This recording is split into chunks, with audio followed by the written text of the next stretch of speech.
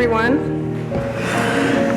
Thank you so much for coming and filling this lecture theater on a sunny and warm and happy October Sunday. My name is Dr. Fahmida Suleiman. I am the Senior Curator of the Islamic World Collections here at ROM. Thank you for joining us as part of our programming for Islamic Heritage Month to celebrate the work of 3 remarkable scholars and our current exhibition, Picnics and Pastimes. The exhibit is free and open to all as part of ROM's free main floor programming. So if you have not had a chance to see it already, we invite you to visit Picnics and Pastimes on the main floor after today's event. As we begin, I want to acknowledge that this museum sits on the ancestral lands of the Wendat, the Haudenosaunee Confederacy, and the Anishinaabeg Nation, including the Mississaugas of the Credit First Nation, who are the original stewards of this land from time immemorial to today. This land has been a meeting place of diverse peoples for generations, and I'm grateful to be here with you today, continuing that long tradition. Today's program will consist of 3 illustrated talks by our esteemed guests, followed by an onstage conversation. I am hosting today's program alongside my colleague and my friend, Professor Mohammad Tavakkoli Targhi, Professor of History and Near and Middle Eastern Civilizations at the University of Toronto, and the inaugural director of the Elahé Omidyar Mir-Djalali Institute of Iranian Studies.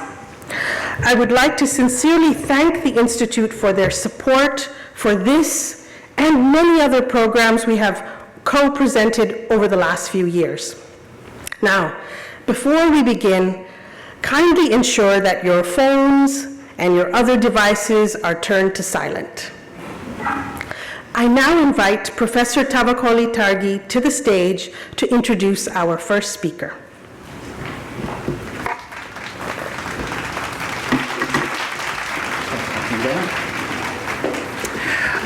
I also want to thank everyone for joining us today and express my gratitude to the leadership, curators, and administrators of ROM, especially Dr. Fahmida Suleiman and Aaron Kerr, who have carefully and thoughtfully organized today's ROM talk and the exhibition. Our first speaker, Dr. Sussan Babaie, an extraordinary colleague of mine, is Professor of Arts of Iran and Islam at the Courtauld and at the University of London, and she will be speaking on feasting and food in Safavid Iran.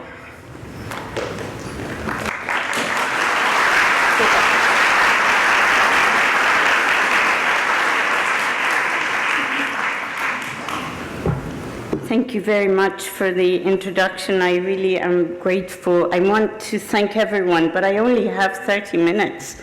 So please forgive me for not saying a collective thank you to the museum colleagues, to the university colleagues, to those who invited me here. I have so many friends here that I seem to not have known they are here. So in any case, this is a real delight, and what a weather. I know Toronto from its freezing, icy weather. So this is really good. And thank you for being here. So my task is to look at or introduce to you Safavids, the dynasty that sponsored a real flourishing of the arts, architecture, urban planning, a distinctive period in the history of Iran, and one, it's an Iran of not today, but a larger one you will see in a map. And indeed, creating an opportunity, if you will, for the formation of an identity that remains an identity that is national now as that of Iran of today. But my focus will be on the city of Isfahan, one of the greatest cities of early modern world, acknowledged as such by all travelers and writers at the time, and especially on feasting and food. So if you pay attention, I'm going from the big one to a littler one, and then to really down to the dishes. So, and I should remember to change my slides. So first, just to make an acknowledgement of the Persians' love of the picnic. And today is really a day of picnic, so we are all the more grateful for you to be here with us. And indeed, this I'm setting this up also as a matter of a preview of my colleagues' talks. Lisa Golombek, Dr. Lisa Golombek, Curator Emerita of Rome, has been an instrumental person in collecting and studying and publishing the tiles that are indeed about picnicking and are a subject of this exhibition here. And then I also want to plug this in relation to my colleague, Professor Farshid Emami, who will be talking about the Chahar Bagh, the promenade, which you see on the right-hand side, and those buildings that were gateways into these gardens, and some of the gardens, and the whole promenade was an opportunity for conviviality, picnics, cafes, drinking, and so forth. So those are the talks that are coming up. My goal here is to situate you in Isfahan, in Iran, or Safavid, Persia, if you will, and in Isfahan. So I point here, using the map, to the three capital cities. They weren't capital cities at the same time, but consecutively, for reasons of political conflicts on border territories or frontiers, they shift from Tabriz to Qazvin and then to Isfahan, which remains the capital until the collapse of the Safavids at the time of the Afghan invasions. Safavids, like the Ottomans and Mughals, were indeed heirs to the great heritage of the Timurid world that comes from what is perhaps easily called Greater Khorasan, that's Central Asia, Afghanistan, and northeast Iran of today. So this is a cultural zone, if you will. They were also ones who inherited from the Turkmen dynasties. My point here is that none of these empires should be seen as if they have borders, hard borders. It's these fluid ways of looking at them that makes it all the more interesting and compelling. So one more point to add to this basic knowledge about the Safavid dynasty is that they were founded by Shah Ismail, a boy king, and who in fact made the first conquest, shaping the territories that become Safavid world.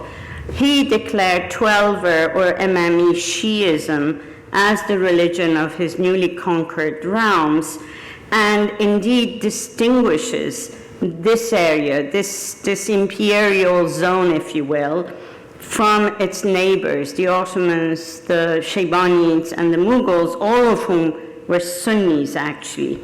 And here I show you just a glimpse of the site, shrine dedicated to Sheikh Safiuddin, from whose name they draw their name, a founder of this dynasty.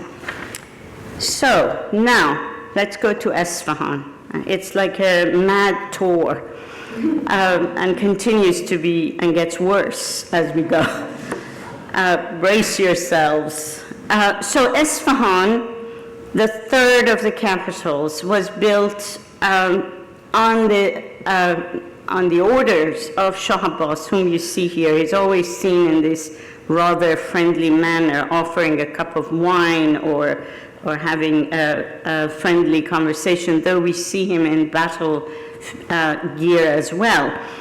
The central aspects, and this is a complex series of developments that develops Isfahan into a brand new addition to the medieval city of Isfahan, a topic of another time and place, about which a lot has been written. I've written on it. I put up my book. We were asked to advertise our books. And so forgive me for that. And Farshid has more recently published a book, so you can get a good sense of these by looking at our books on Isfahan. But the central part of it were twofold. One was this incredible, vast square, or public square actually, a place of gathering, of commerce, of passing through, and a promenade, that Chahar Bagh that I mentioned earlier, about which Farshid will talk more.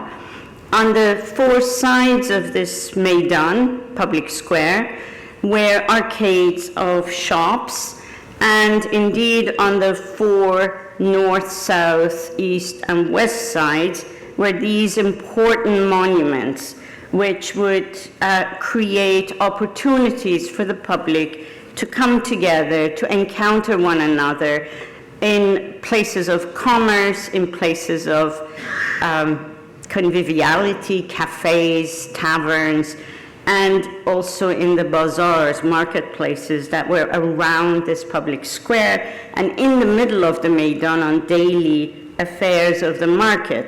They also would gather here. I just take a short side tour on that Chahar Bagh promenade, where this promenade developed along a side of the new city that crosses the river in the south and leads to new developments, which include housing developments for the transplanted populations, the Armenians, the converted Georgian, Circassian, and others, the European missionaries, some of whom settled in Isfahan, and Indian merchants. So, and together with the Jewish and Zoroastrian communities of Isfahan, who were the oldest settlements of Isfahan, this becomes a city of enormous significance in terms of cosmopolitanism and multi-ethnic, multilingual, multicultural, multi-confessional encounters. The Maidan, that public square, marked on its four sides with buildings of mosques, two of them, a marketplace entrance to the marketplace, and a palace entrance, a gateway, if you will, into the palace precinct, the sort of encounter or relationship between the politics of Safavids in Isfahan and commerce and religion in a very public view of the entire city. So this was open space for encounters. And on the earliest of these constructions were in fact on the northeast and west of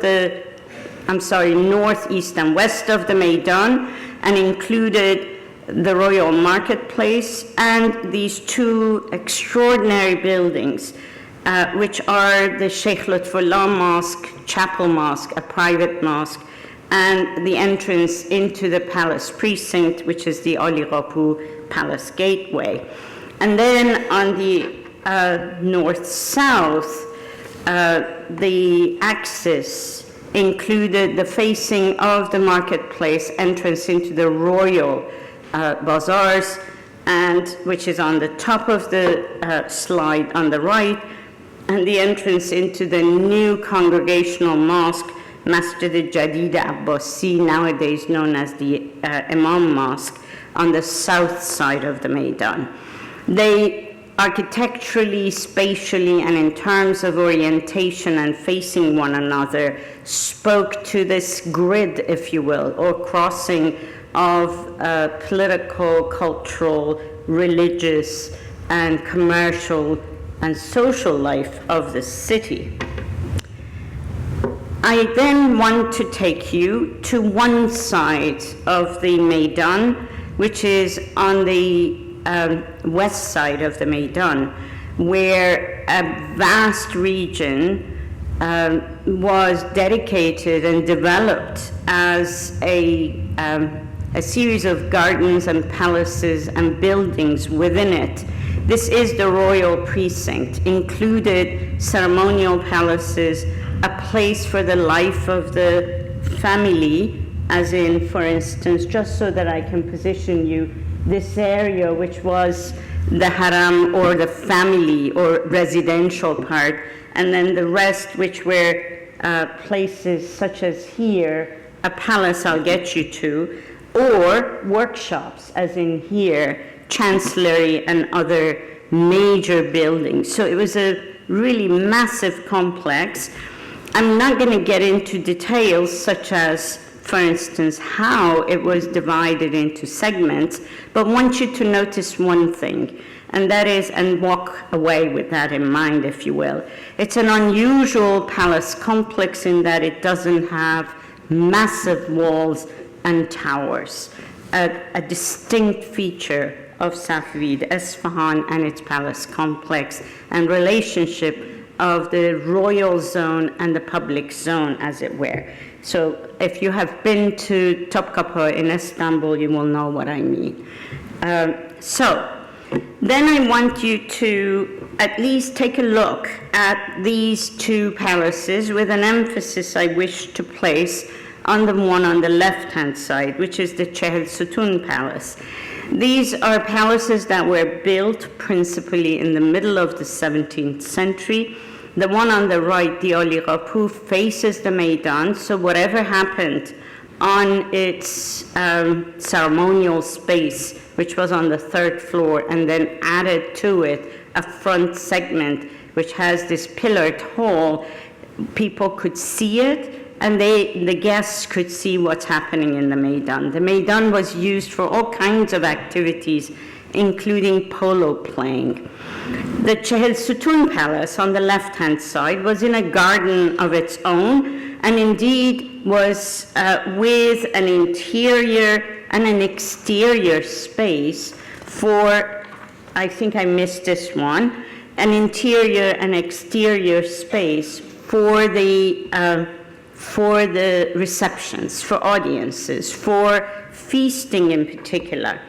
So here I just want to introduce you to 2 points, one of which is that the Safavids built palaces that were specially suited for ceremonies of large gatherings and feasting. Those palaces with the pillared halls are especially suited for those purposes. The other thing is to say that they were unique amongst the contemporaries to host public feasts in person, to be hosts of these events. And that has to do a great deal, or at least that's my argument in my book, has to do with the particularity of the form of Shiism that they adopt and spread around. So in other words, not all Islamic palaces or Islamic kingship is the same. There's more than one Islam, in other words. So here, now I'm going to narrow the viewfinder and introduce to you some of the features of these feasts. They are incredibly coordinated, choreographed, curated events. From what we understand, people had special places to sit depending on close proximity to the Shah or distance from the Shah. And indeed, the ceremonies were marked by course after course of meals, courses of food that were brought in. This precedes anything we think of as courses of food within the French 17th century feasting traditions. And the dishes and descriptions and indeed images give us, and spaces of those buildings give us a sense of how this was coordinated. How, for instance, small platters would come first with certain sweetmeats and fruits and sweets that the Europeans thought these people are crazy to eat before the main meal. And then ending with the rice dishes. And I want to focus my attention on the rice dishes briefly. So very quickly to tell you that how we understand or how do we gather information on Safavid culinary culture and feasting etiquette, which starts with the city, the palace, then the descriptions and the events, and then comes down to, for instance, images of gatherings around the Shah, though it's not the same Safavid Shah.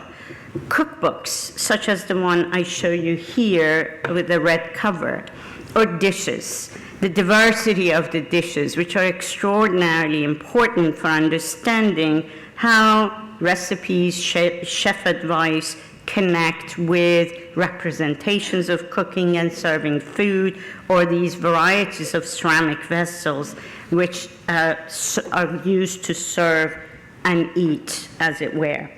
So just an example, and I use the Rom example, which is in the exhibition, with that poem around it, and the other two as well, with inscriptions around them.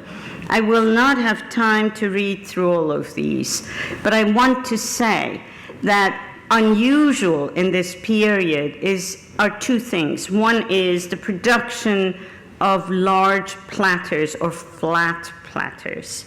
The other one is that on the edges, outer edges, they oftentimes have a band of inscription. And what is written there is poetry that is either composed, invented for the dish, or extracted, such as the one from Omar Khayyam in the Rom dish, which then has been shifted or parts of it picked up. In all instances, these writings, nearly all instances, these writings speak to the function of the dish and the fact that you eat out of them. That's different from what medieval writings, in Arabic usually, on ceramic dishes did, which was good wishes for everyone who held it and drank and ate from it. What they do in the Safavid context is they relate in some way to the food itself and to the experience of seeing it brought to you, of eating it, of listening or reading the poem, of looking at the images. I'm not getting into the blue and white subject, which is a big deal, of course, and it's not starting from China, it's Mongol actually, but never mind that part, but that what is possible to understand from all the sources is, for instance, the chef advice that says he who cooks the dish must also serve it because he alone knows how to compose the dish, or says that these rice dishes should be delivered in platters, and even names them as chini, i.e. these blue and white porcelain or ceramic versions. One example, which is in Houston, it's controversial, I know, and it's small, but I used it to put my rice into it, is the one you see here, which has a poem that seems to reflect on the blue sky and to saffron, the yellow golden saffron in them.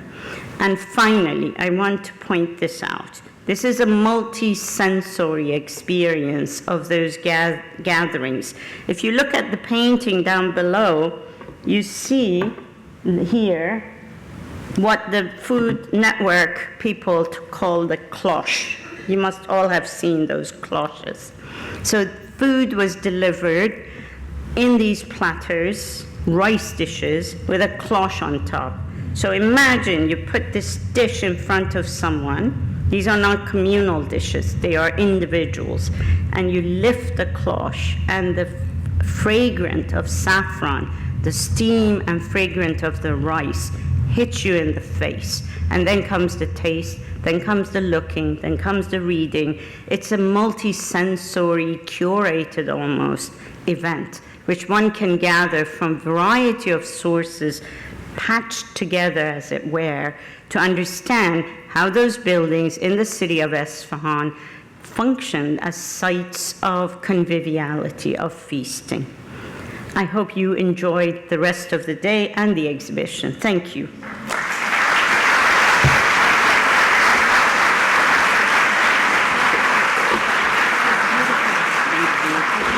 take these things, not your water. Sorry, I'm going to extract myself. Careful with this stuff. Okay, thank you. Thank you. Who in the audience is feeling hungry, huh? Okay. So, there's refreshments after, I promise. So, it's my honor to introduce our second speaker, Dr. Lisa Golombek, who was formerly Senior Curator of Islamic Art at ROM and Professor of Islamic Art and Architecture at the University of Toronto for over 35 years. And her research on the Persian tile arches at the ROM and around the world inspired the Picnics and Pastimes display. So please welcome Professor Lisa Golombek. She will talk about the Persian tile arch, discovery, and meaning.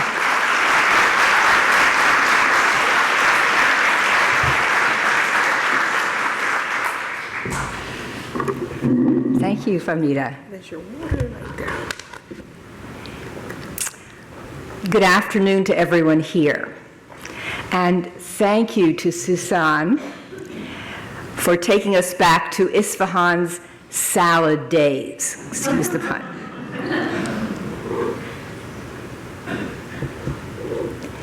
Now, in the short time we have, I would like to delve a bit into two aspects of our research project on the Safavid tile arcade to which this arch belongs. First, how we discovered it, and second, what might be its significance. What keys might it hold to our understanding of the culture of Iran in the pre-modern period, that is the late 17th and 18th centuries? So the project all started with two impressive arch panels, composed of square tiles painted in the technique which is sometimes referred to as cuerda seca, but which is preferably called black line or black outline. I'll come back to that in a moment. The panel with yellow ground, shown here, which is on display, has 9 men participating in a picnic. 2 of them play instruments to entertain the aristocrats who are seated here, relaxing with their shoes off. Notice the shoe at the Cuban heel, and you'll see one of those out on the display. While the men are served fruit and drinks, probably wine, an archer shoots toward the tree where a boy has climbed to steal eggs from a nest. The mother bird flies home, but the archer may get her before she makes it. Or maybe the archer is trying to kill a snake that appears on the boy's neck. See the circle?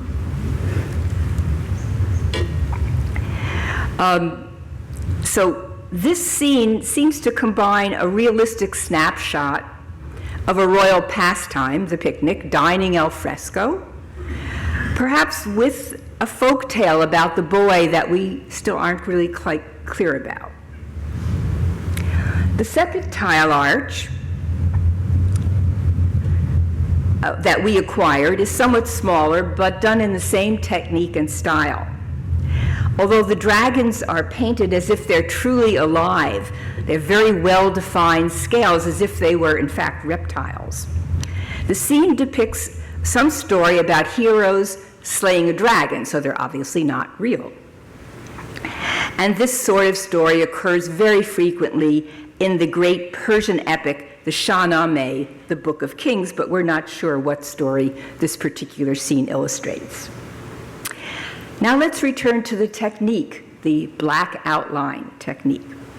To create such a panel, and this one is not from our group, but I'm just showing it to you because it shows you what a tile arch looks like in place.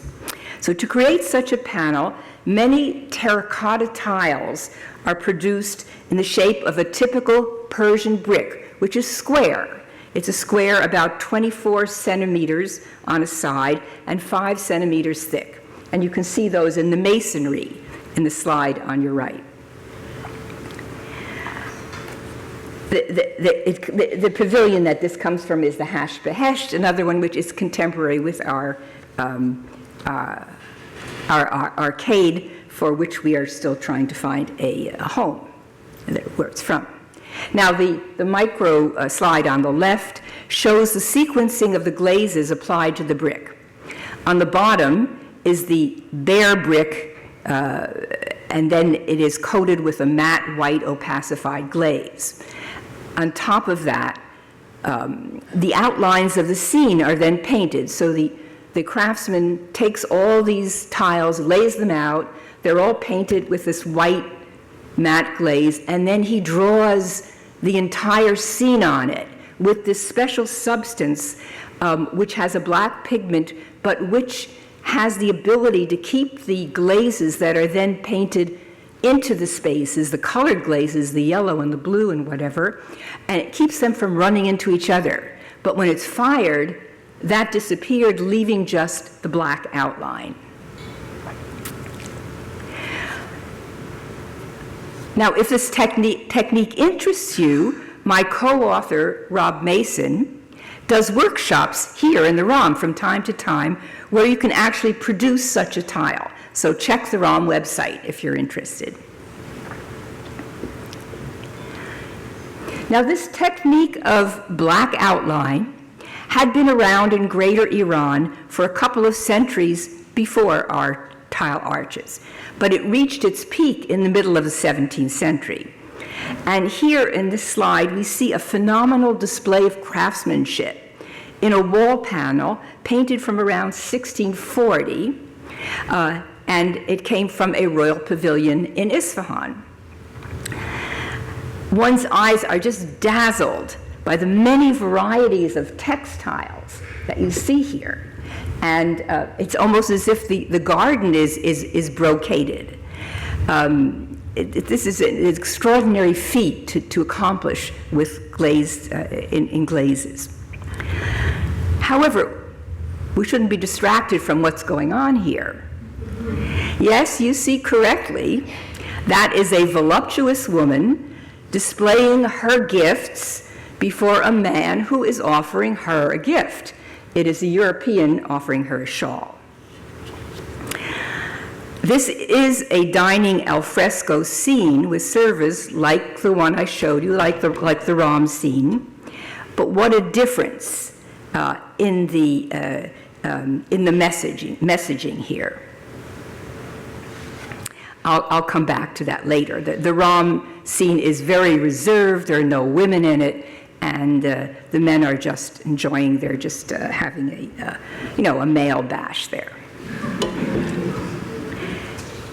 So our tile arcade is datable to around 1690, while this panel is much earlier, about 50 years earlier. Now we come to the fun part. The search for the companion pieces to our two friezes. We knew there were at least a dozen other such arches, tile arches, around in various museums and collections. But also there were many single tiles done in the same technique that we knew must come from other arches that were yet still to be discovered. How to reconstruct their contexts? Well, we researched old auction catalogs, and we Googled, quote, Safavid Cuer de Seca tiles, and over 2 years we were able to reassemble, in whole or in part, some 37 unique friezes that were never really known before, not counting many duplicates of these.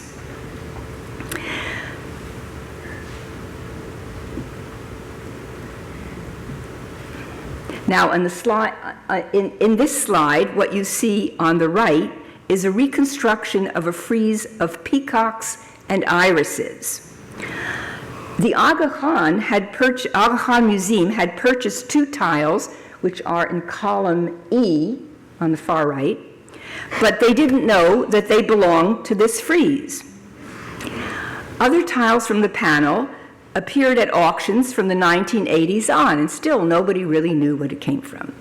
Until quite by accident, I happened to come across an auction catalog from 1927 from the Anderson Galleries in New York, which you see on the left. And there is the entire frieze, and they also sold the other side of the arch at the same time. So these disappeared into we don't know where. Somebody divided them up and sold them piece by piece over the years. But the search for complete friezes in most cases was a question of slugging it out.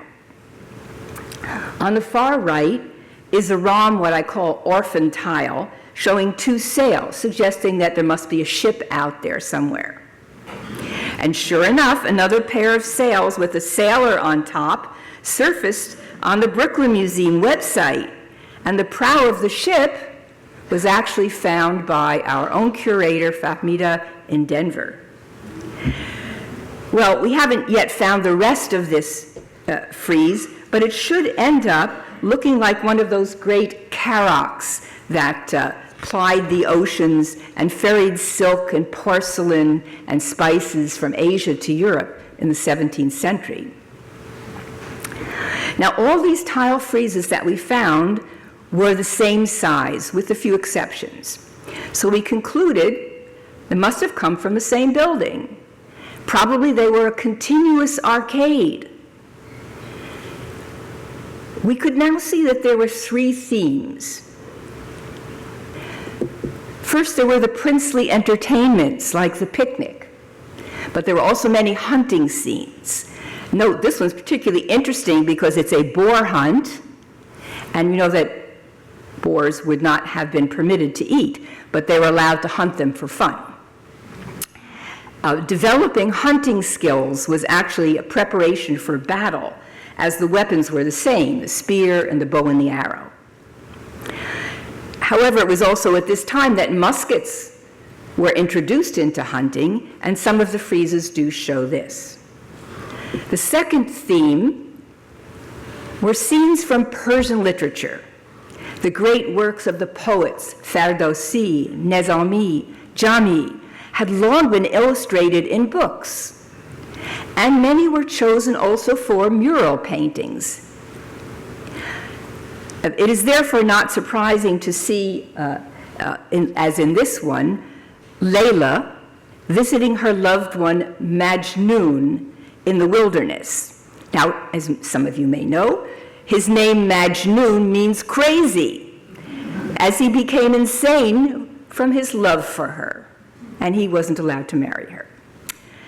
So the tiles on the right, or on the bottom here, those were in the ROM, and we didn't know what they were from until we found this frieze. So they're from the other side of the arch.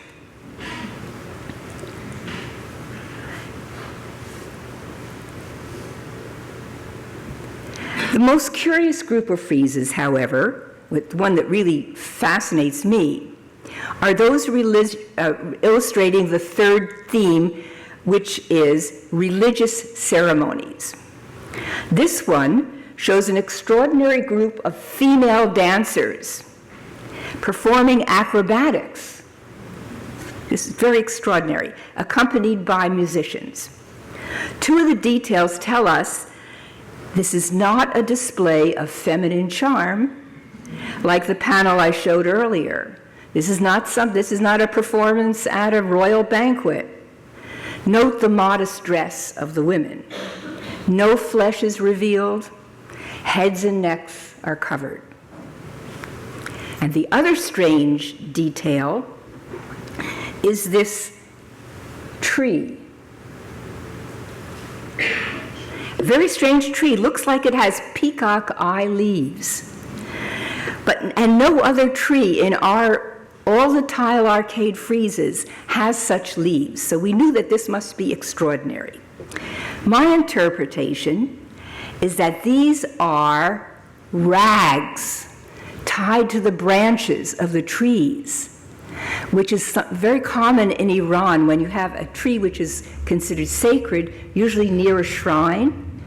people will go and tie a rag and make a vow or a petition, particularly women who wish to get pregnant or wish to have a safe delivery or want to say prayers of healing.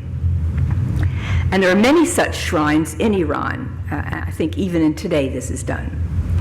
And it's very likely that this one, and Isfahan itself has 4 or 5 of these sacred tree shrines in it.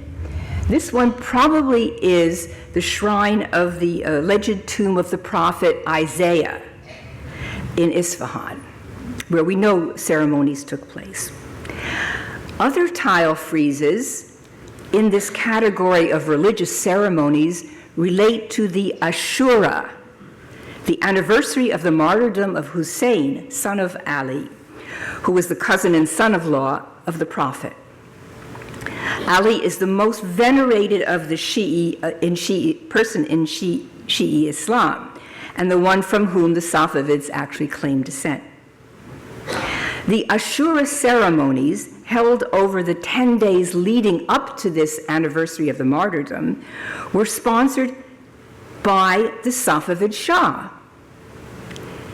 At this time, that is around the 1680s and 90s, parades of local citizens beating their chests and even self-lacerating to enhance their mourning marched through that great Maidan, that great civil plaza, crying and shouting the names of Hussein and his brother Hassan, reenacting the martyrdom of Ali's family.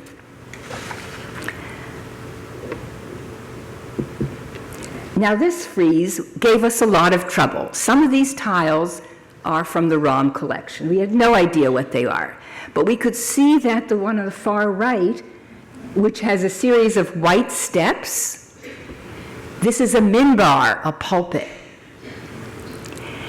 And what this turned out to be is a group of dervishes. You can see them dancing in the center, celebrating the Ashura. And we know from reports that they would bring a minbar out into the street, and somebody would go on the minbar and recite from the martyrdoms that very famous works of literature that existed then. What we do with the monkeys on the left, we still haven't figured out, but we know that they have to be from the same frieze. So we have these 3 themes: the secular princely pastimes, Persian literature and folk tales, and Shi'i religious festivals. How does this all fit together? Where would such a program have been displayed? Well, we multiplied the size of the arches by the number that we found to figure out how long this arcade must have been. And it was very, very long. Too long to have been on a single building. So we figured must have been around a courtyard. Now, dealers had said that these tiles, when they sold them originally, came from a Safavid palace in Isfahan known as Talari Tavile, or Palace of the Stables. The origin of that name is another story, but let's just take that for the moment. Now, such a palace was well known from both Persian sources and European visitors' reports.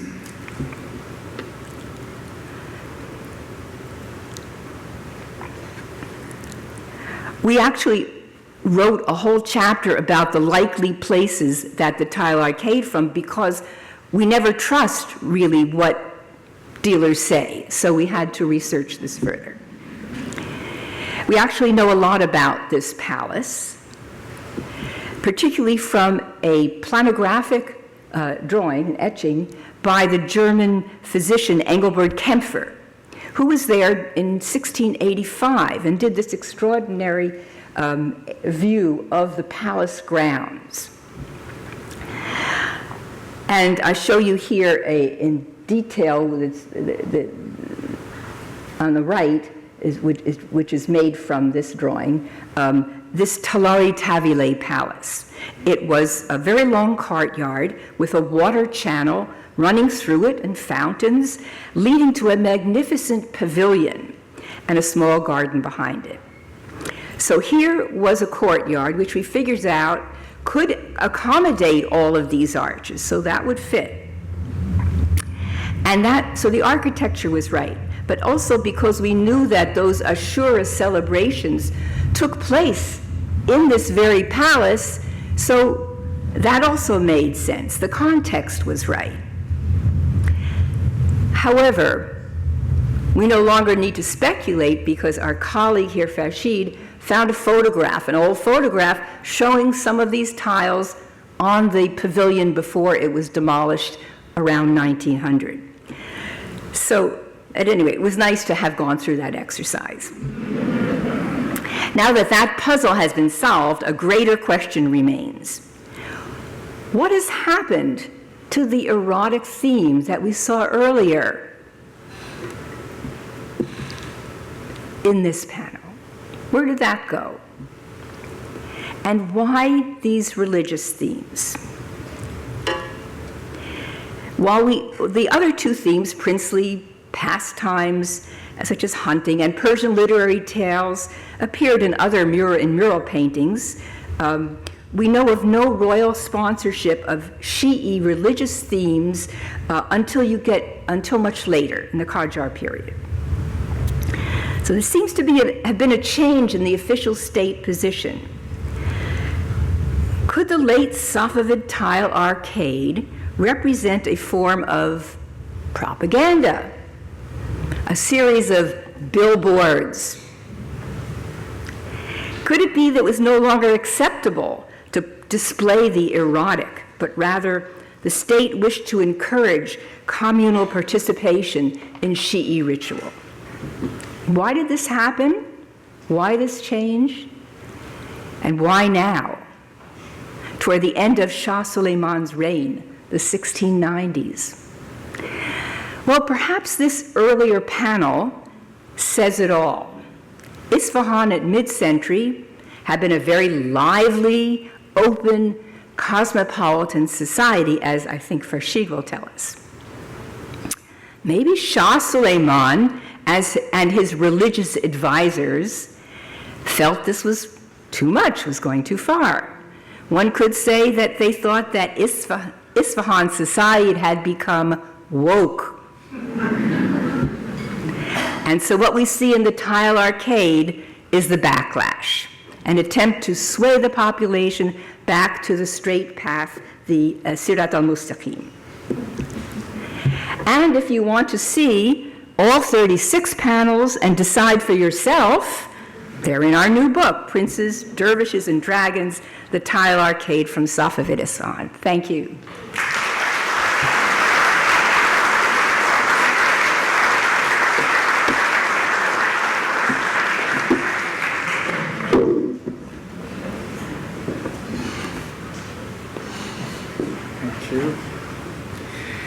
Thank you, Professor Golombek, for your exceptional and inspiring talk. Our final speaker, Dr. Farshid Emami, is Associate Professor and Director of Graduate Studies in the Department of Art History at Rice University. Professor Emami's most recent book, Isfahan, Architecture and Urban Experience in Modern Iran, was published last year by Penn State University. Today, he's speaking on coffee houses, material objects, and social pastimes in Safavid Iran. Professor Emami, please.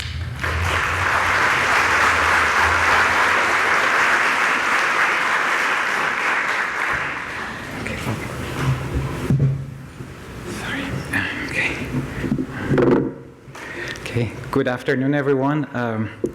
Thank you so much, Professor Tawakkoli, for the kind introduction. Thank you for inviting me, and thank you for waiting for the final course, which I'm afraid is going to consist of only coffee. But before that, I wanted to pick up where Dr. Golombek left off and talk a little bit about Talar Tavile. This was a major audience hall of the Safavid complex at Isfahan, and it was described by several European visitors. It's also mentioned in a number of Persian language sources, including one source which is a guide for strolling in Isfahan, Dasturul Amal Seyr Isfahan. This is a very rich text, and it dates from 1660, so 3 decades before the tile arcades Professor Golombek talked about were added to the Talar Tavile. So as part of the tour, while walking around the Meydan Naqsh Jahan and reaching the Ali Qapu, the main public entrance of the palace complex, Semnani recommends a visit to the Talar Tavile to behold European images, or Tasavir Farang. Adam Olarius, who was a European ambassador, a secretary of a European mission to Isfahan, attended a festive audience here in 1637, and he saw European paintings framed and hung on the walls. So, and in the engraving that was published in his book, there's a representation of these two paintings on the walls, which could be the paintings that are mentioned by Semnani in his tour guide. So it seems that the Talar Tavile, at least in the 1660s, functioned as an integral part of the city and could be viewed as a kind of public museum. And thinking about what Dr. Babaie mentioned about public and private, and Safavid Palace complex not having fortifications, and that's kind of reflected in these literary texts. Looking at European images is just one of the numerous pleasures that constitute Semnani's tour guide of Isfahan. Beginning at dawn, the guide takes the reader through the city's markets, coffee houses, plazas, and mosques, and describes Isfahan's artisans, coffee servers, and performers in prose and verse. Isfahan's monuments, inhabitants, senses, and pleasures are interlaced to craft a lyrical urban image as experienced by a mobile viewer. Coffee houses play a central role in Semnani's representation of Isfahan.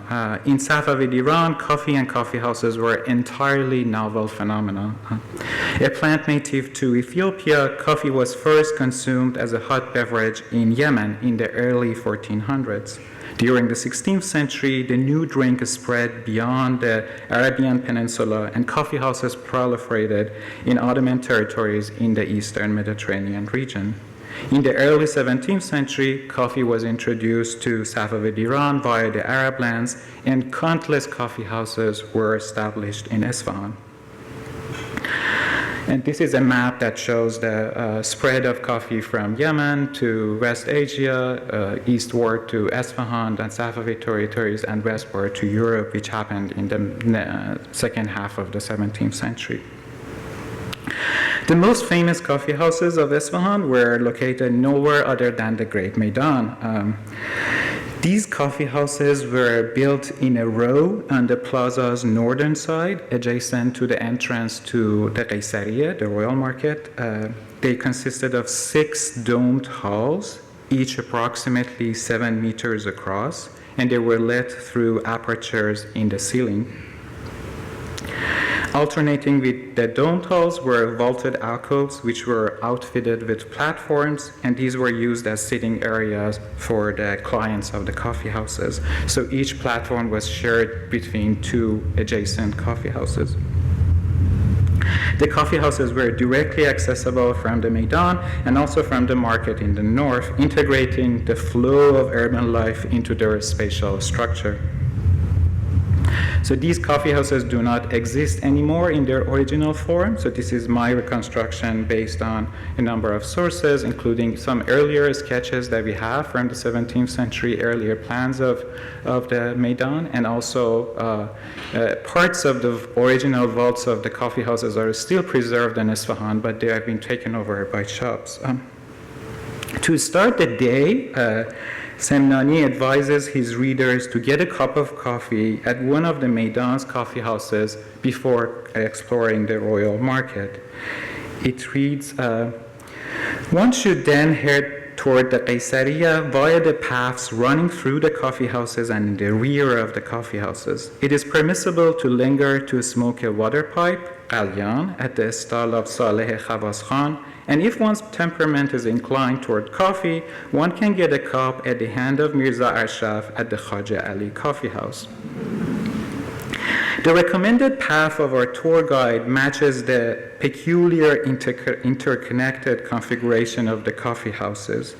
In Safavid Isfahan, coffee houses were known after the persons who were in charge of them or after their particularly handsome servers. And here the author mentions two of his favorites.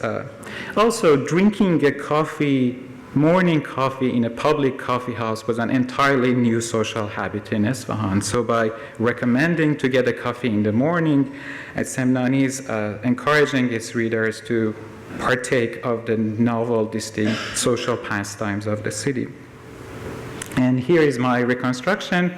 It's a hypothetical reconstruction. One could go first and smoke a water pipe at that stall, and then one could go to one of the coffee houses, get a coffee, and then walk through the interconnected coffee houses to reach the portal of the Qaysariya and the royal market. The emergence of coffee as a popular social drink created a huge demand for material artifacts such as coffee cups or finjan. And literary and materials evidence suggests that coffee cups were manufactured in large quantities. Some of the sources talk about hundreds of thousands of coffee cups being imported from China to Isfahan. And that we have this luster-painted cup on view at the installation, which is an example of the coffee cups that were used in Isfahan's coffee houses. Another famous coffee house of Isfahan, we don't know where it was located, but it is described in detail by Semnani, was called Qahwe Saz, meaning coffee house of the musical instrument. As its name suggests, music was a key feature of this establishment. Here one could linger for a longer time to relish the lively ambience of a bustling coffee house. Semnani's description captures the animated atmosphere of the musical establishment. He described it as a pleasant convention and a marvelous assembly, heart-ravishing beloveds, Delbaran, with colorful coquettes, and the minstrels, Motreban, with sweet songs adorn the assembly and augment joy. The enchanting tunes of the reed flute and the lute stir uproar in the hearts of the young and old. The cry of organ and the moan of the lyre rob rust from the heart with the Iraqi tune. A painting of two dancing men, likely the work of the Safavid painter Jani, represents the typical performers of Isfahan's coffee houses. The one who sports a mustache strums a stringed instrument, tambour, while his peer pulls a yellow scarf back and forth around his neck to the beat of the tune played by his peers. The sound of small bells strung in bands tied around the dancers' arms and legs would have enlivened the assembly with the rhythmic movement of their bodies. According to a Russian traveler who visited Isfahan in the early 17th century, around the basins of Isfahan's coffee houses, quote, boys danced with Indian bells, while others play on drums and pipes and flutes. Stringed instruments similar to the one exhibited here at Ram would have been played in Isfahan's coffee houses as well. The other public space of the Safavid capital containing numerous coffee houses was the Chaharbagh, this monumental tree-lined promenade. Bordered by sensuous gardens and lofty pavilions, the Chaharbagh linked the Isfahan city center to extramural gardens and new residential quarters. But as Dr. Babaie mentioned, it was primarily a promenade, a venue for leisurely strolls and picnics. On entering the Chaharbagh, one would have encountered a now destroyed pavilion, which was known as the Jahannama, meaning world displaying. Old photographs depict the Jahannama as a three-story structure pierced with multiple balconies and windows on all sides. A row of arched recesses adjoined the Jahannama on its western side, and this arcade contained what the sources refer to as the Dawlat Gate, which was the main public entrance of the promenade from the city of Isfahan. The building has also engaged its users and viewers through its elaborate figural tile panels, which once graced its upper floor rooms, and these are now scattered in museums. There are several Safavid pavilions like the Talar Tavile, which have lost their tile panels, and they are now scattered in museums, and this is another example. Archival, stylistic, and photographic evidence suggests that all these tile panels were once in the Jahannama.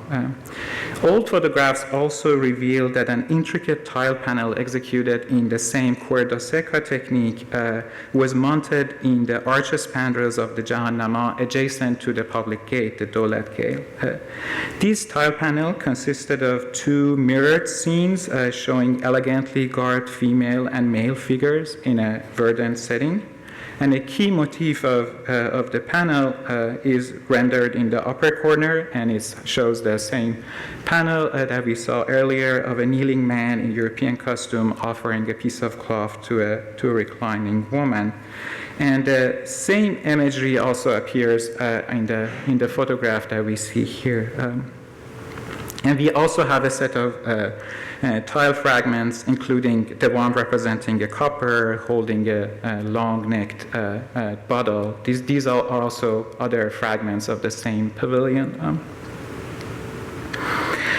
The placement of this panel that we saw in the photograph at the Chaharbagh Gate is emblematic of the ubiquity and visibility of sensuous figural imagery in the public spaces of Isfahan. Here, as in many other examples, the figural scene did not embellish a secluded pavilion, but was deliberately placed at the public entrance to the city's grand promenade. Depicting paragons of male and female beauty in a garden setting, this tile panel visualized the Chaharbagh's atmosphere as an earthly paradise. The youthful male figures in particular evoked the coffee and wine servers that one would have encountered at the Chaharbagh's establishments, just a short walk south of the Jahannama. As one set foot in the promenade, the panel induced a leisurely mood in its beholder, a lyrical eroticism couched in a metaphor of the heavenly garden. After dealing with the Jahannama, the contemporary descriptions of the Chaharbagh turned to its landscape elements. Beginning at the small basin that lay in front of the pavilion, they followed a stream of water in the channel that ran down the central walkway. So the plan that you see here is a reconstructed plan of the Chaharbagh as it existed in the early 17th century.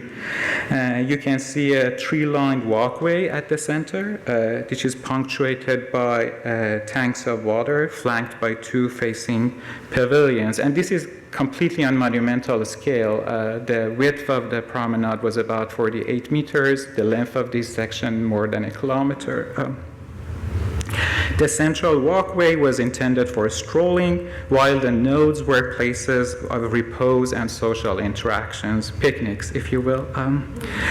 Each node along the Chaharbagh offered a new sensation, allowing its visitors to engage in a range of sensual and social experiences. Arranged in front of the Jahannama pavilion were four gardens, which were royal gardens. The heart of the promenade was dedicated to coffee houses and wine taverns.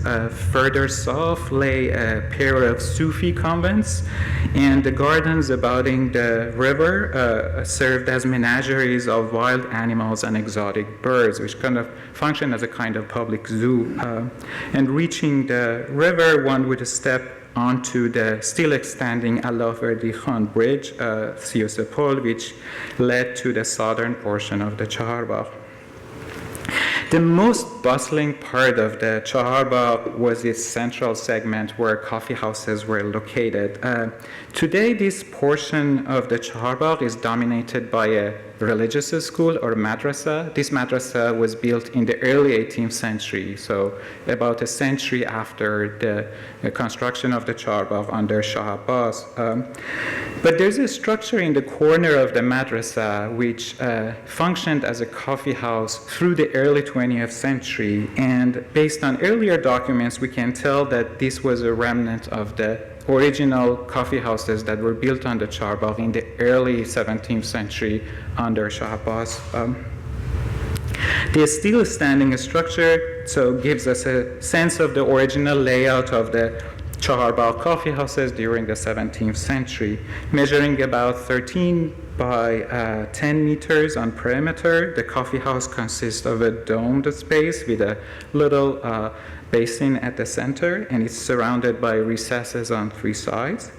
There's a staircase that provides access to a U-shaped gallery on the upper floor overlooking the central hall and also offering screen views of the Chaharbagh outside. And the coffee house was also laid out in close connection with the verdant landscape of the Chaharbagh. So as you can see in this reconstructed plan, in front of the coffee house, there was an outdoor sitting area on the Chaharbagh. Here, clients could sit in the shade of plane trees, and they were entertained by storytellers, and there were musical performances, and they could sip wine or drink coffee or smoke tobacco. So this coffee house was one of the 4 establishments that were located in this area of the Chaharbagh, and we know through the sources that at least one of these structures functioned as a wine tavern. And this is coming from a literary anthology which tells us that in 1603, Shah Abbas had a wine tavern or meikhane built for a certain Baba Shams Tishi of Shiraz. And this source further tells us that Shams is free to behave in this royal wine tavern, and whoever drank wine in the tavern was exempt from punishment. And this is something that Professor Rudi Matti has worked on. We know that under the Safavids, the public drinking of wine was generally allowed except for periodic bans. And the same source also tells us that Shams hired good-looking youths as coffee and wine servers. And such youthful male coffee and wine servers were a common subject in the single-page paintings which were produced in Isfahan, and as you saw, they populated the painted tiles that adorned the city, at least for the most of the 17th century. So the 2 paintings that you see here on the screen are the work of Reza Abbasi, who was the most famous painter of the time. He was active in the early decades of the 17th century. And these paintings seem to have been inspired by the milieu of the coffee houses and taverns of Isfahan, such as the ones that existed on the Chaharbagh. Typical of Reza's later style, the painting Standing Youth Offering Wine represents a server holding a cup in a long-necked bottle known as surahi, which is similar to the one that is on view at the Ram, but this one has lost its long neck. Such bottles were particularly used for serving wine, allowing for the slow pouring of wine into cups. That was the main reason for the long neck. Reza's painting thus captures the elegant manners in which such vessels were handled by coffee servers in the coffee houses of Isfahan. The other painting by Reza kneeling youth offering coffee seems to represent the same server, but this time he's tendering coffee rather than wine. So the overall posture and facial features of the subject are similar, but there are certain differences that make it distinct as a coffee server, as a representation of a coffee server. So unlike wine, coffee is served on a tray, sini, and the traditional long-necked bottle is here replaced with a drab metal coffee pot or qahwe jush. Yet perhaps the most distinctive feature of the painting lies in the rendition of the figure's hand gestures. Here, the coffee cup is gripped from above with all the fingers placed around the rim, a gesture clearly suggesting that the beverage was hot, as do the undulating lines of steam rising from the cups. The painting captures the moment the server has knelt, poured coffee, placed the pot back down before offering a cup to a client seated on the ground, as the direction of his gaze suggests. For the person being served, the aroma of coffee mingled with the scent of the narcissus tucked in the back of the server's sash, a sensory experience further augmented by the sight of his shining garment. Okay, now here's my plug. My presentation. My presentation was based on my recently published book, Isfahan, Architecture and Urban Experience in Early Modern Iran. I offer an almost full translation of the tour guide I mentioned by Semnani, Guide for Strolling in Isfahan. In this book, my goal was to reconstruct the spaces and senses of Safavid Isfahan and narrate this story as a social living environment. Considering spaces and experience as a whole, my book reimagines the urban experiences that animated the lives of urban dwellers and informed their perceptions of themselves, the city, and the world. And the beautiful installation, curated by Dr. Fahmide Suleiman, enables us to reimagine the sensory pleasures and social pastimes of Isfahan, a spectacular city whose inhabitants we're proud to call half the world. Thanks for your outstanding presentation. We are just continuing with a series of questions, right? All right.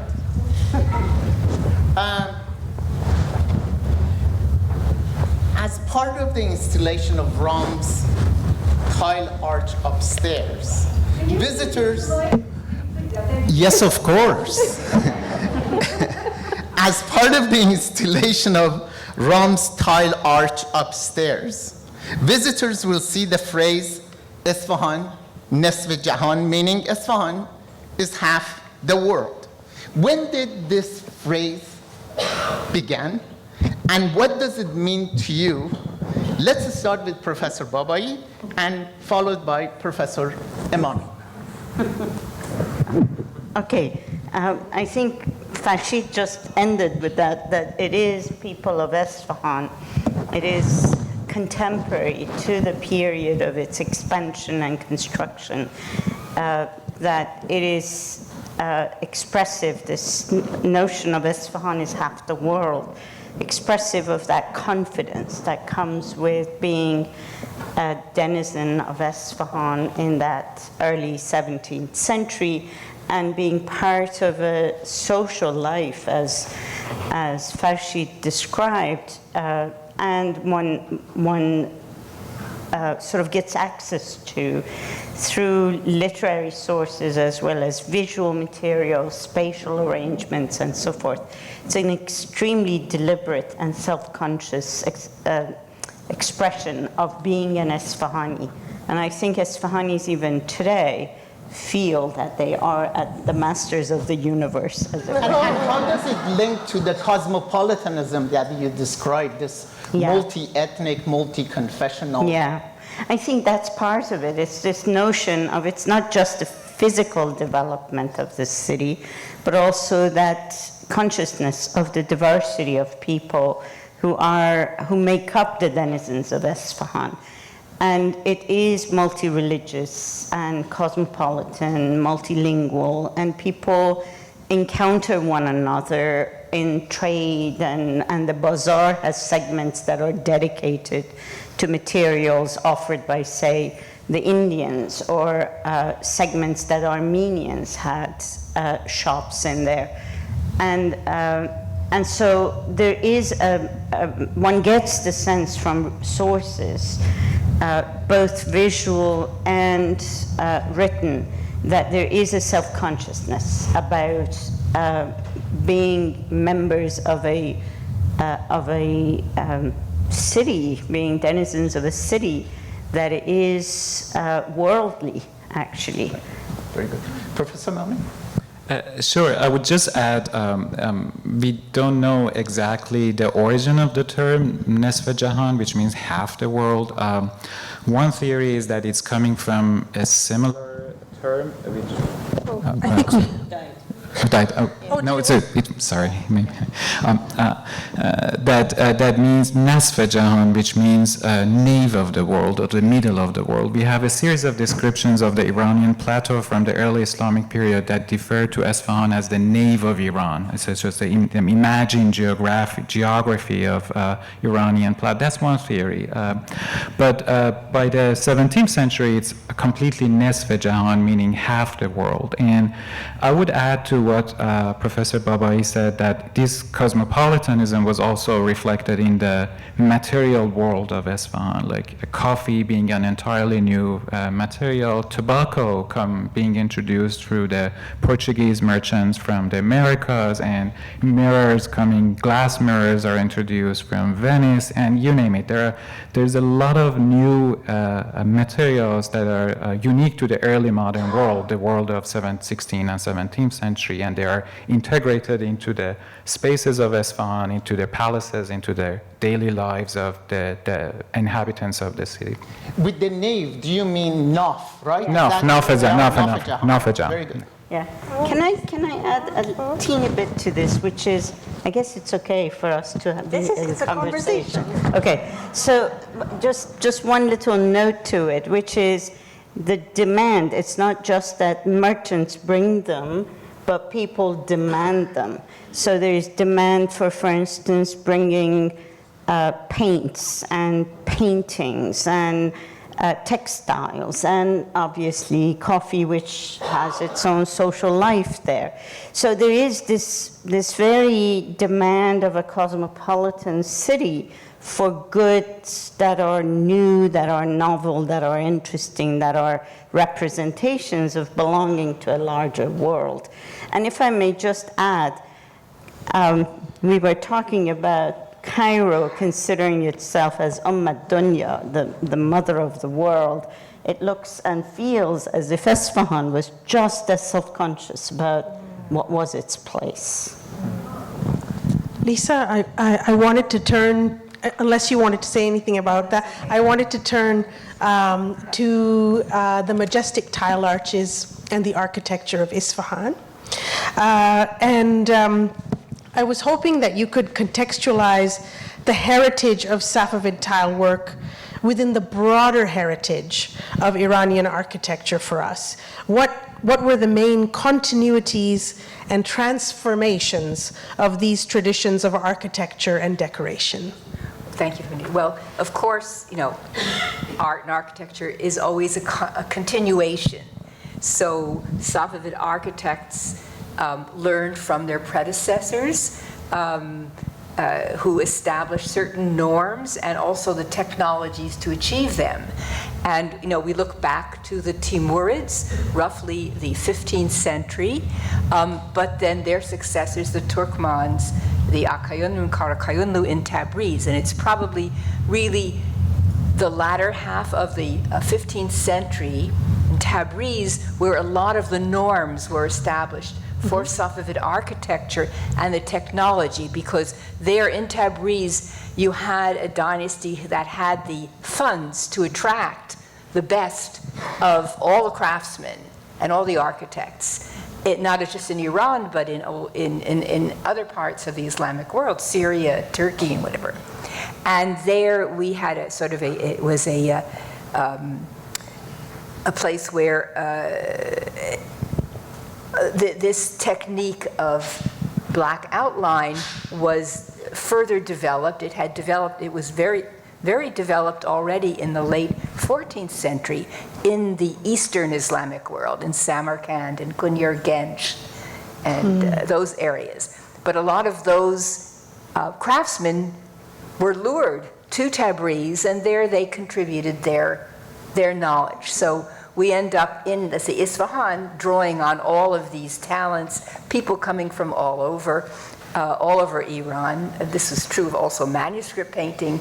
Whoever, they followed the money, so to say, wherever the courts were, to track them. So you have the beautiful blue domes that we see beginning in the late 14th century, in the 15th century, and then used in such a theatrical way in Safavid Isfahan, or the clarity of the architecture as it's draped in tiles, so you can see the volumes very clearly in Safavid architecture. This drive toward clarity and symmetry is something that starts already in the 15th century, but then reaches a very high level with Safavid architecture. So it's a continuation, but one which is based on the mobility of all of the arts wherever they could get the best. And then they also sent them to other places, to Turkey, to Mughal India, so on. So it was, as you were saying, it was really one world. Does anybody want to add anything to that one? No? Okay, then. Could I, actually, I wanted to ask you to add to it, which is this point that Lisa brought up about the theatricality. And I think that's a really important part of Safavid architecture and urban development, that it is about vistas. It's about what do you see if you stand here. Farshid has worked on this, and I wonder if I know the Maidan has this very well organized in terms of you arrive from the royal market entrance, and then what unfolds in front of your eyes is this incredible vista of matching of buildings, or seeing the main mosque at the end of the Maidan, that walk, that sort of traversing of the whole of the Maidan to get to this or that. The Chahar Bagh you talk about, I know from your book that it is all about vistas as well.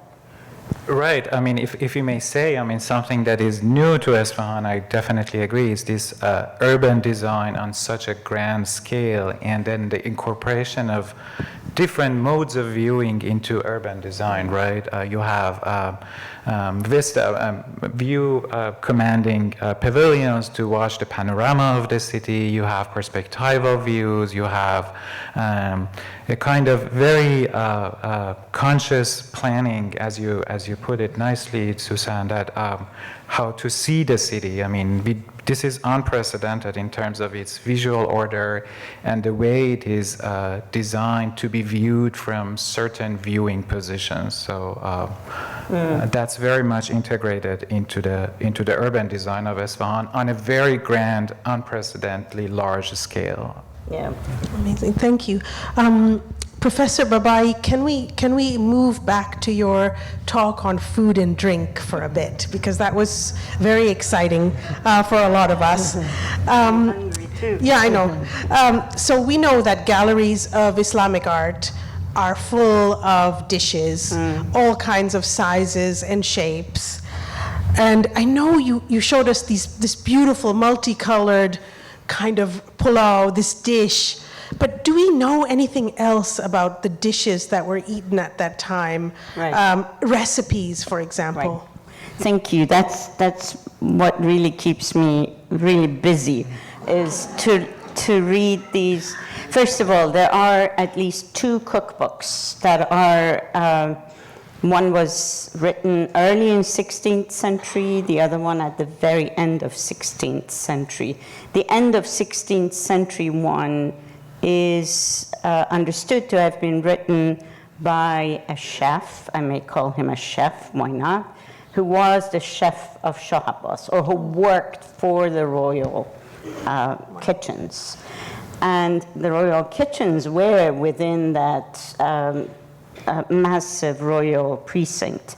So these chefs actually introduce recipes which are varied. Some of them are incredibly difficult to understand, but generally speaking, a lot of rice dishes are introduced at this time. Rice had arrived in Iran earlier. It's a Mongol period arrival of rice, perhaps even earlier. There are some evidence of earlier ones. But the rice dishes that these chefs introduce are unlike anything that we know from other sources of cookery. And they are the same rice dishes that today you can go to an Iranian restaurant and get them. That's the extraordinary aspect of it, that this invention of rice dishes, which are varied, which are colorful, that they have various herbs and vegetables and meats and so forth, are actually high-level royal feasting food that are inventions of the Safavid period for the most part.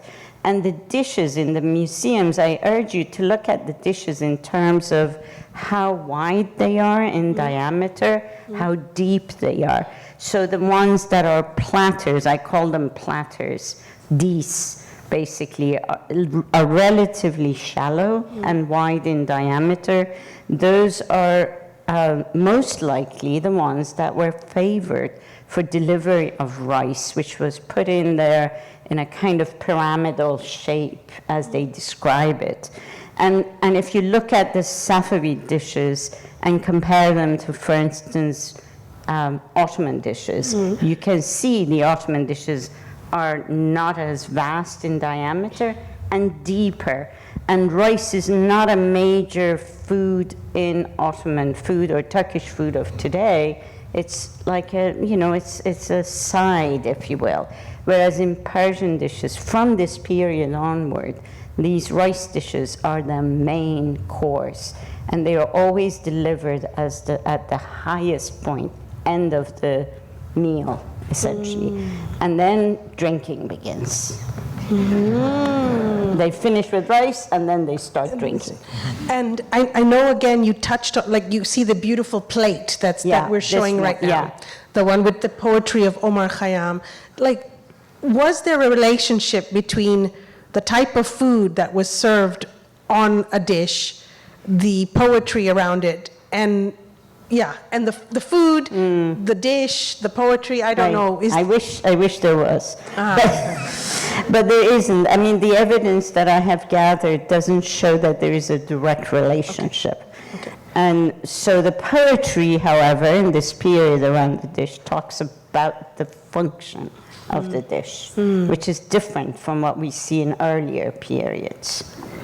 And I think, Lisa, in your earlier book on blue and white pottery, you had pointed out that the Ram's Omar Khayyam dish was part of a set because the V&A has two more of them, but theirs are signed by the artist, I believe. Yes, ours is dated and theirs is signed. It's signed. But the motifs are very similar. So I postulated that it may have been a set of dishes, all with the similar motifs. Wonderful. They are relatively small compared to some of the large platters. But, they had many different types of things that they were serving, so who knows what they put on those. Yeah. Professor. Professor Emami. Mike. Yeah. Yes, thank you. I keep forgetting. Right. Professor Emami, could you also explain how, as a modern art historian like yourself, studies buildings and objects and their historical context and significance beyond the visible objects in the art museum? With the discussion that you had in your presentation, much of the things that you talked about, the coffee houses, and as a site of sociability, links to the beginning of public sphere in modern Europe, often identified with Paris and London, it seems like Isfahan was a serious competitor for the origin of modernity. I'm definitely biased, but the answer is yes, definitely.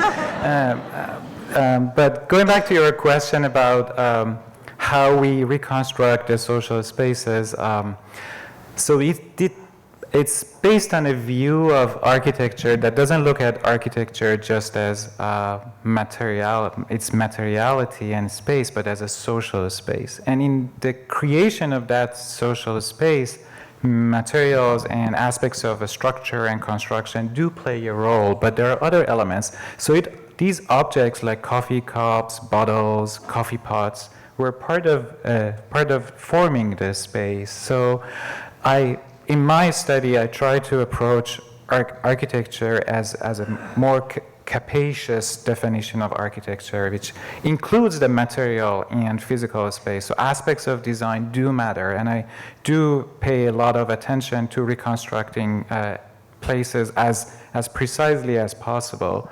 But I also pay attention to how these spaces are facilitating social interactions and the kind of conversations that are going on in the coffee houses and the objects that are part of, and people who are part of it.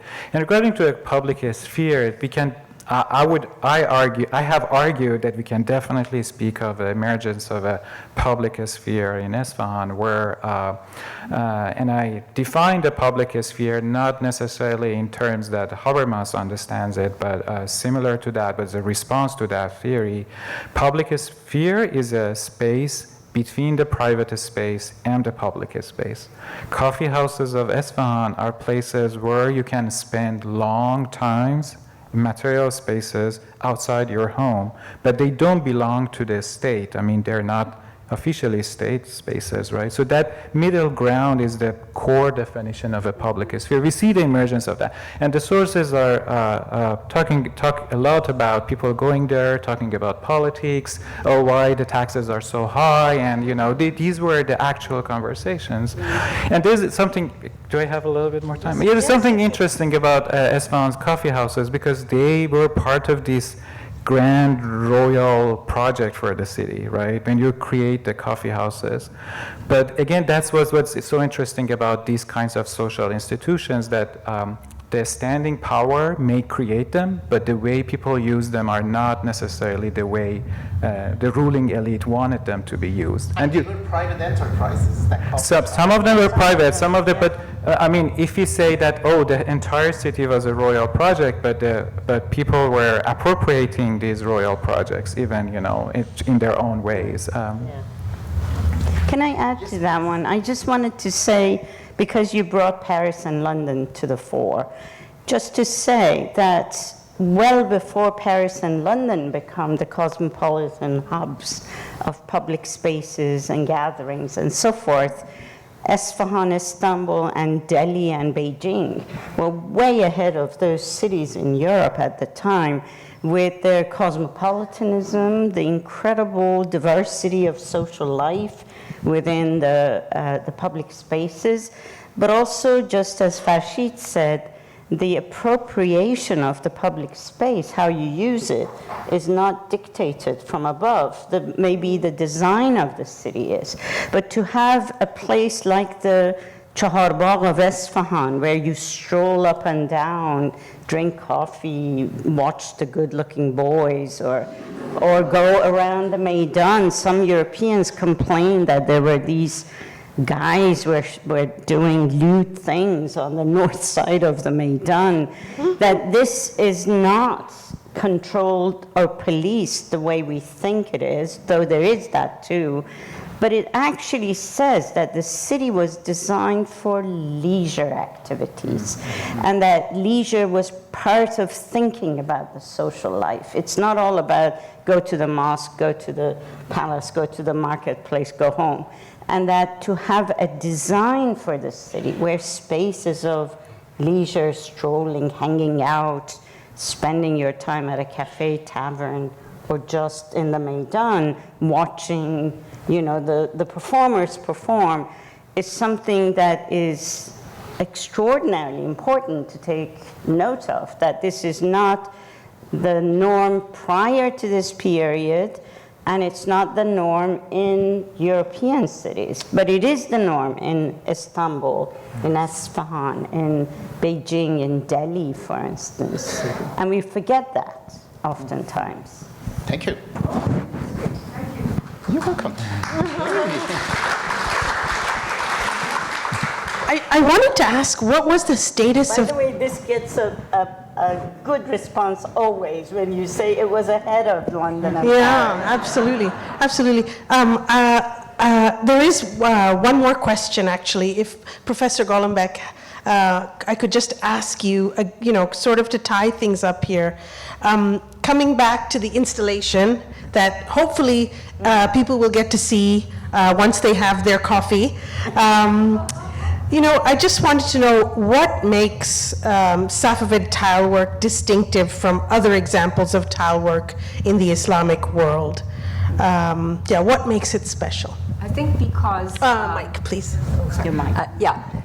Probably because its introduction of figural imagery made these really into mural paintings. So previously, we don't have any evidence for tiles being used as paintings, to represent a scene. We have lots of mural paintings, but not on tile. And it's possible that because they so developed this technique, they so refined the technique of using the black outline, that they were able to achieve these pictorial scenes. So it's the pictorial that makes the big difference. I mean, tiles are used everywhere in Timurid architecture, on the domes, inside the dome, outside the dome, up and down the walls. But they were always very reserved. Now, of course, we don't have any palaces, any secular buildings with this, but we have no tiles, orphan tiles, say, floating around that suggest that the Timurids used pictorial tiles. So I think that would be it. Could you say that these tiles were anticipating photography and selfies? So says the modernist. I think they were really thinking of them as billboards. Billboards. Yeah. I sort of like to see it that way. This is what you should be thinking. This is what you should be doing as you pass by this space. Having this pictorial, does it include the technological transformation of the Mike, from Mike. earlier period? Mike. The tiles with illustration, does that introduce a new is there a technological transformation of tile making during this period that enabled them to do this? I don't know what came first, whether they developed the technology that allowed them to do such elaborate figural painting, or whether they had a desire to have figural paintings on tiles, and that promoted so the old question of what comes first in terms of the technology. So they had the technology pretty well figured out, but they never bothered, they never were concerned with doing what they finally did in the 17th century with it. Awesome. Thank you. It's officially coffee time, so, all right. As this fascinating conversation comes to a close, I'd like to thank my co-host, Professor Mohammad Tavakkoli Targhi,